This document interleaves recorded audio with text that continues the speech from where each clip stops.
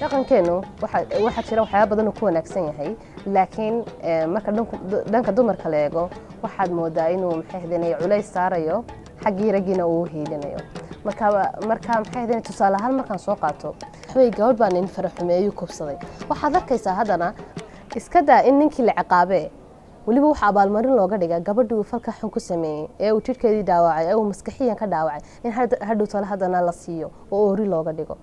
marka taas waxay ku tusaysaa dhaqankeenu inuu tacadi badan ku hayo dhanka dumarka inanta waxa la muxuu ahaayay boqol halaad iyo faraska iyo qoriga laga bixin jiray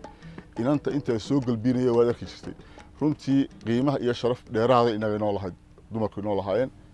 marka dhinaca kale laga eego waaga dadku horta diintu ma wada gaarin waxyaabo badan xal loo arkayay in ay xal tahay ayaa jiray oo dumarka lagu dhaqmi jiray Soomaad garan matalan oo kale uu jabi jiray way dili jireen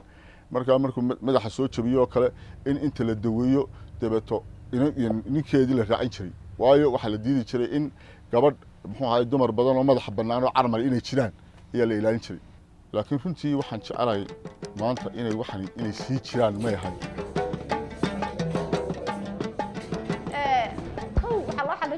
iyadoo wax lagu heshiiyay meesha laga shaqeeyo oo de shuruucdii dalku meesha gaadho shariicada islaamku kuwa ka ahaatee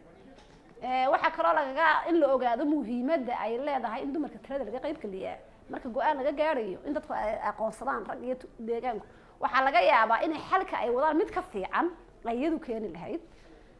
waxa kale laga go'aan gaaraya dawladda oo iyaduna xoog saarta sidii yani meesha looga saar lahaa waayo dumarku 60% bay ka yihiin bulshada waa laf dhabartii dalka haddii la takooro la cadaadiyo waxaynu ka aragnay inay reer kasta oo xoolo miyi ku haystay way ka soo yaacayaan mushkiladaha looga soo cararayo ee beertii iyo xoolihii iyo dalkii looga imanaya waxa weeyaan waxyaabaha looga soo cararayo waxa ka mid ah cadaalad darrada